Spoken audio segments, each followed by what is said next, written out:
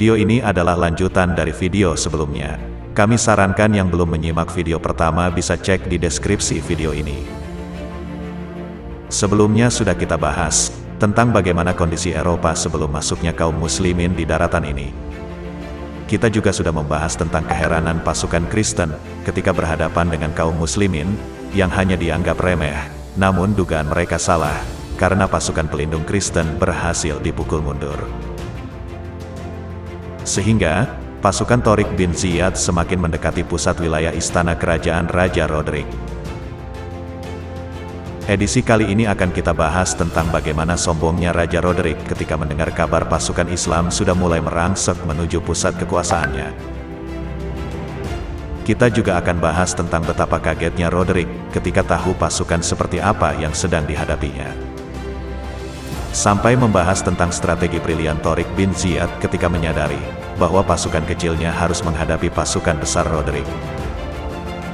Dan peristiwa ini menjadi titik awal kemajuan bangsa Eropa seperti yang kita kenal saat ini.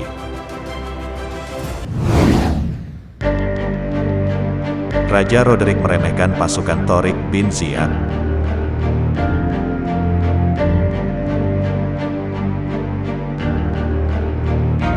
Ketika kabar pergerakan pasukan Tariq bin Ziyad sampai kepada Roderick, ia sama sekali tidak melakukan persiapan apapun. Bahkan, sikap Roderick justru terkesan meremehkannya. Hal ini dilakukannya karena dalam keyakinan Roderick, persoalannya tidak lebih dari sekedar sebuah serangan penyamun, yang biasanya tidak berlangsung lama, dan kemudian akan menghilang begitu saja, setelah mendapatkan harta benda seperti yang sudah terjadi selama ini. Sehingga, respon awal Roderick ketika mendengar ada pasukan asing yang berada di wilayahnya, ia tidak memperhitungkan sedikit pun tentang masuknya pasukan Tariq bin Ziyad. Namun, dugaannya ternyata salah besar, karena pasukan kaum muslimin sudah mulai mendekati Cordoba. Mendengar kabar ini, dia mulai berpikir bahwa pasukan asing itu bukanlah sekedar gerombolan penyamun. Maka, untuk segera membendung pasukan Islam, ia pun segera mengambil langkah antisipasi, yaitu segera bergerak menuju Toledo untuk menyiapkan bala tentara dan mengirimkan kekuatan militernya. Pasukan kedua Kristen dengan panglima terbaiknya.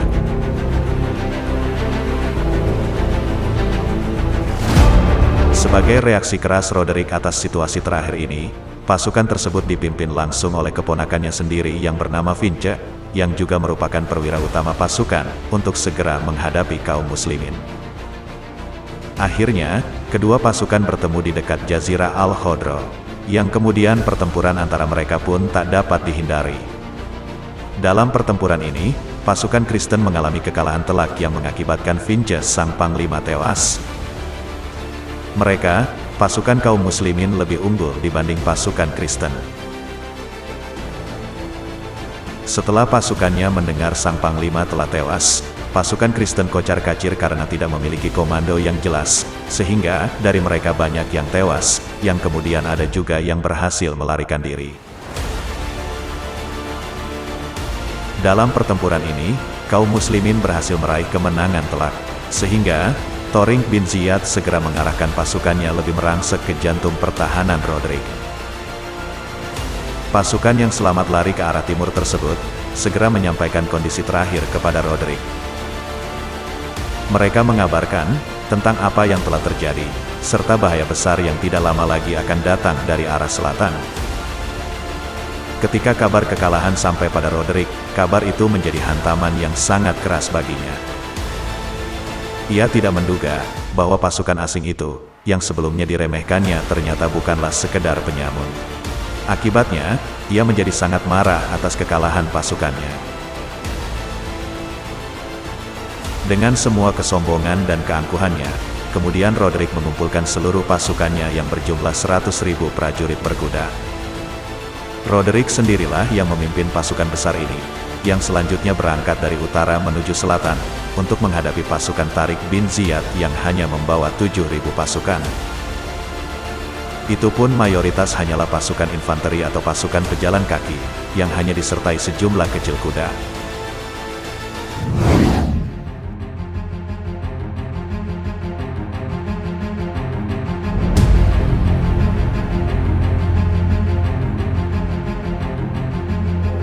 Tariq bin Ziyad sendiri yang telah mengetahui bahwa Roderick sudah bersiap dengan 100.000 pasukan, sudah memahami bahwa akan sangat sulit bagi pasukannya untuk menghadapi mereka. Seperti yang kita ketahui, bahwa pasukan Tariq hanya berjumlah 7.000 prajurit, itu pun kebanyakan pejalan kaki yang harus berhadapan dengan 100.000 prajurit berkuda.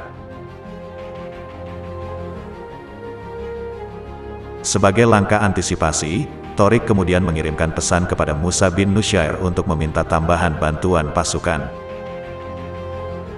Mengetahui kondisi terakhir dari Tariq, Musa bin Nusyair mengirimkan pasukan bantuan ke Andalusia. Pasukan tambahan ini dipimpin oleh Thorif bin Malik dengan 5.000 prajurit. Namun, 5.000 pasukan ini pun masih mayoritas pasukan infanteri atau hanya pasukan pejalan kaki. Saat Thorif bin Malik tiba di Andalusia, dia langsung bergabung dengan pasukan Tariq bin Ziyad. Sehingga, jumlah pasukan Islam sekarang menjadi 12.000 prajurit. Meskipun kesemuanya masih pasukan pejalan kaki, namun setidaknya ada tambahan pasukan yang siap berhadap-hadapan dengan pasukan Roderick. Meskipun begitu, dari segi jumlah, masih jauh lebih sedikit daripada pasukan Roderick yang berjumlah 100.000 pasukan, itu pun dengan persenjataan dan perlengkapan yang lengkap.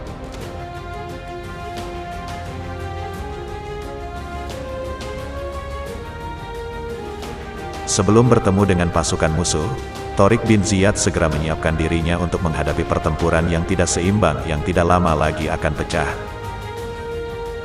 Apapun yang terjadi, tidak ada kata mundur untuk berhadapan dengan pasukan musuh, meski jumlah mereka berlipat-lipat.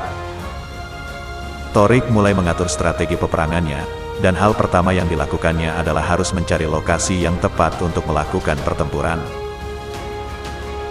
Dan akhirnya Tariq menemukan tempat yang dimaksud, yaitu sebuah lokasi yang dikenal dengan nama Lembah Barbate. Sebagian referensi menyebutnya dengan nama Lembah Laka. Pemilihan Tariq bin Ziyad terhadap lokasi ini didasarkan pada pandangan strategis, maupun dari segi militer, karena di sisi belakang dan kanannya berdiri gunung yang tinggi. Itu artinya akan sangat menguntungkan pasukannya yang jumlahnya sedikit.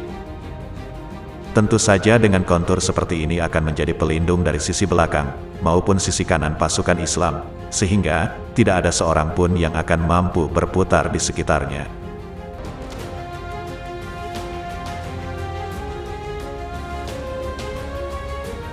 Inilah salah satu kecerdasan seorang Tariq bin Ziyad dalam memanfaatkan alam, sebagai penopang pasukannya dalam bertempur dengan pasukan Roderick.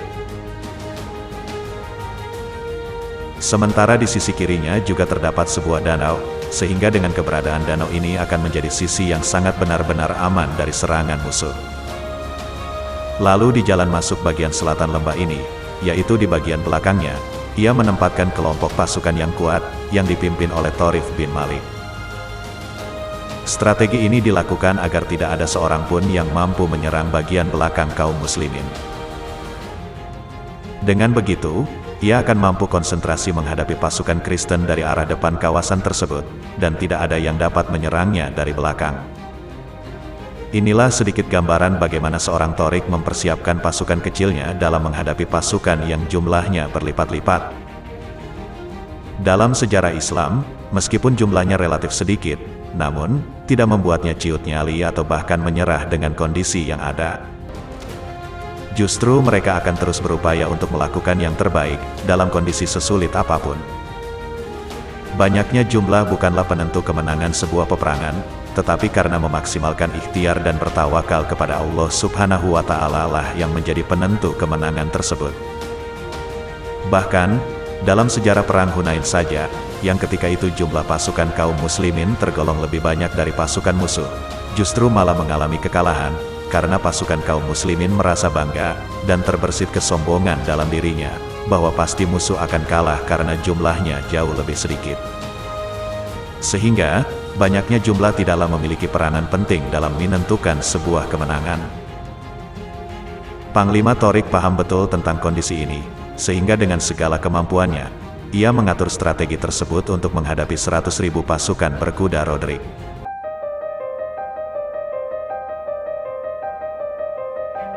Pada tanggal 28 Ramadan 92 Hijriah atau tanggal 19 Juli tahun 711 Masehi, di lembah Barbate, sebentar lagi akan terjadi pertempuran yang paling sengit dalam sejarah kaum muslimin.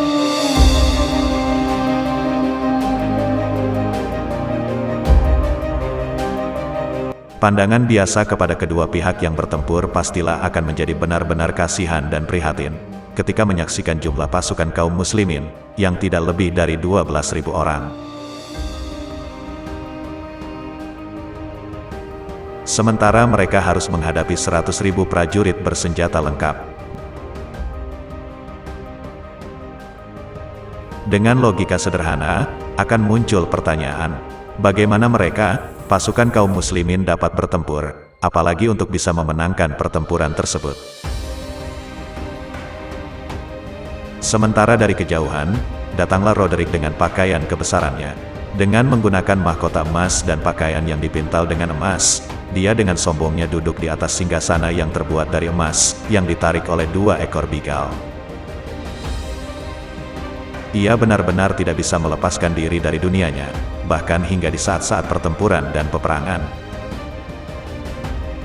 Ia datang memimpin 100.000 prajurit berkuda, yang disertai dengan tali temali yang diangkut di atas punggung-punggung bigalnya. Anda jangan terlalu heran dengan itu, karena ia sengaja membawa tali-tali tersebut, untuk mengikat tangan dan kaki kaum muslimin. Setelah menurutnya kekalahan pasukan Islam pasti terjadi, kemudian ia akan menjadikan mereka sebagai budak. Begitulah, dengan penuh keangkuhan dan kesombongan, ia mengira dapat memastikan bahwa peperangan itu akan berpihak padanya. Dalam pikiran dan logikanya, ia memandang bahwa pasukan berjumlah 12.000 orang itu sangat membutuhkan belas kasihan, karena mereka berhadapan dengan 100.000 pasukan bersenjata lengkap. Siapakah yang layak dikasihani?